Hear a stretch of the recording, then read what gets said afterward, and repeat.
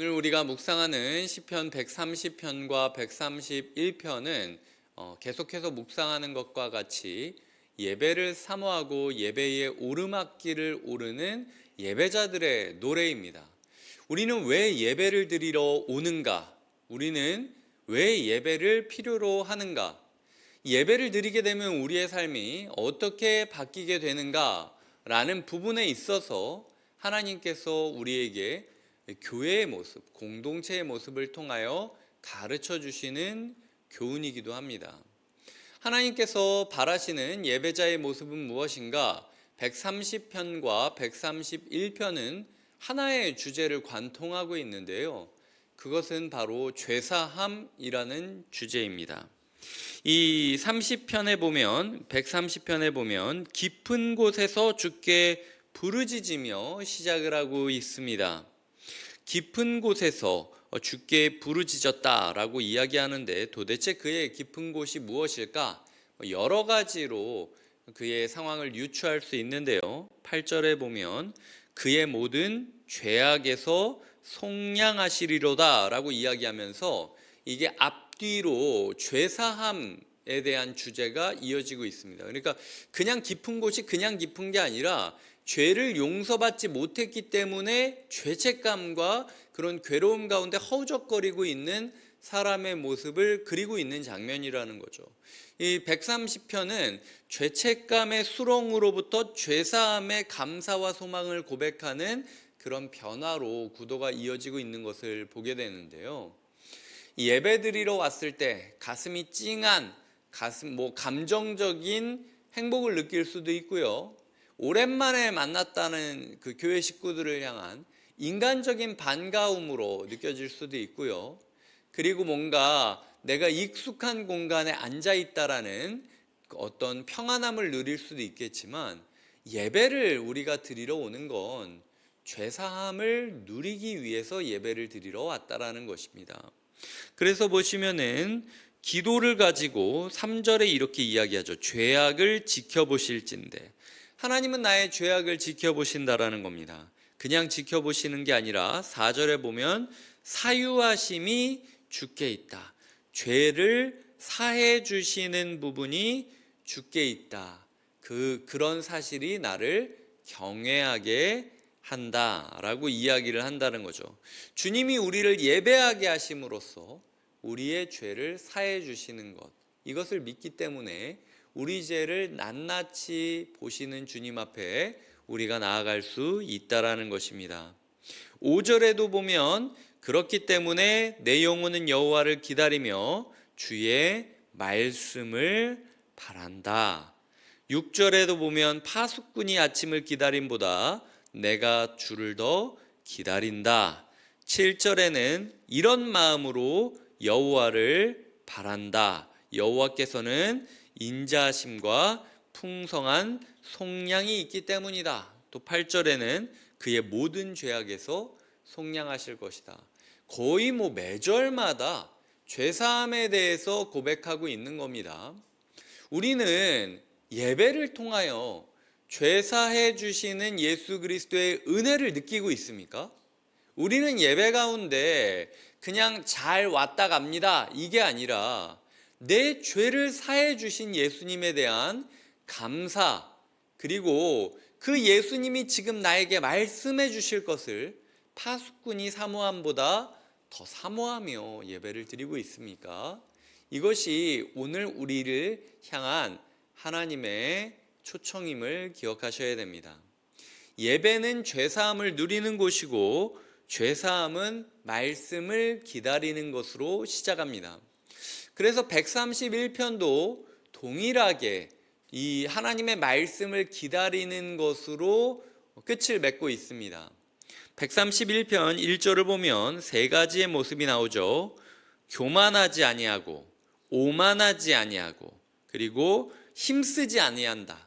그냥 힘쓰지 않은 게 아니라 큰 일과 감당하지 못할 놀라운 일을 하려고 힘쓰지 않는다라고 이야기를 하는 거죠. 이 큰 일이라는 단어와 놀라운이라는 표현은요, 하나님이 행한 일들을 표현할 때 시편에서 종종 사용되는 단어였습니다. 그러니까 그냥 힘쓰지 않았다라고 이야기한 게 아니라 내가 하나님인 척 살지 않았다.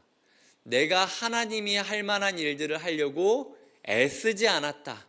나는 그냥 피조물로서, 나는 그냥 하나님의 아기로서 하나님께 모든 삶을 의탁했다라고 이야기하는 거죠. 그렇게 교만하지 않고 오만하지 않고 그리고 하나님이 된 것 마냥 힘쓰지 않은 자의 삶은 무엇입니까? 모든 에너지를 하나님의 젖을 먹는데, 하나님의 말씀을 먹는데 집중한 자만이 누릴 수 있는 안정감을 누리게 된다는 거예요.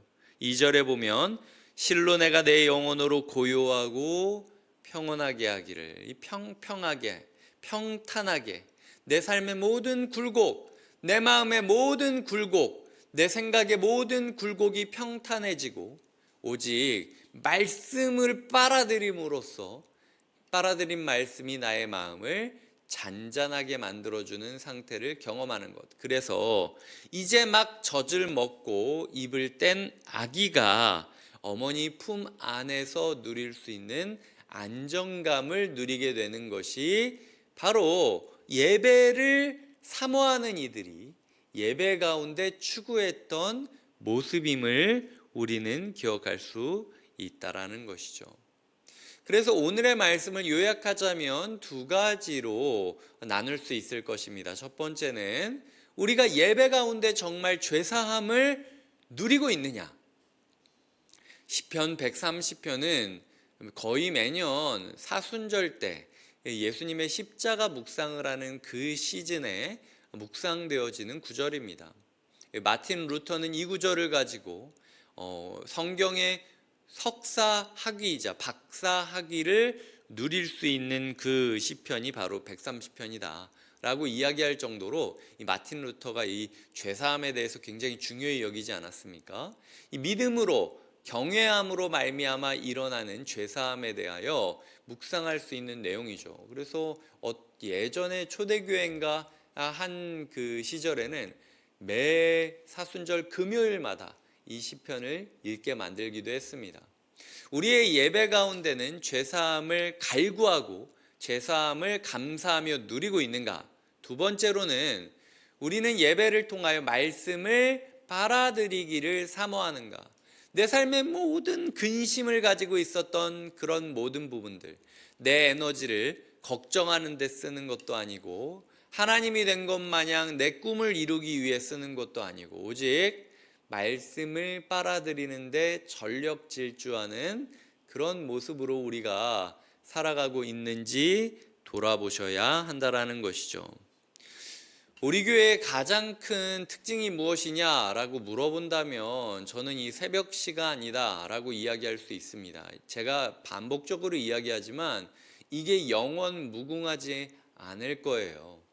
담임 목사부터 시작을 해서 어린이 그리고 유치원 아이들까지도 모두 같은 말씀을 꿈꾸고 같은 말씀을 묵상하고 같은 고민을 하면서 하루하루를 보낼 수 있는 것. 그리하여 개별적으로 신앙생활을 하는 게 아니라 공동체가 함께 신앙생활을 하고 이 한 국가가 가운데에 성막을 놓고 함께 전진했을 때에 어린아이부터 노약자까지 모두 다 그 흐름 안에 동참해서 갔듯 우리 교회에 있는 모든 성도님들이 매일마다 같은 말씀을 묵상하며 한 걸음 한 걸음 나아가는 것이 굉장히 중요하다라는 거죠.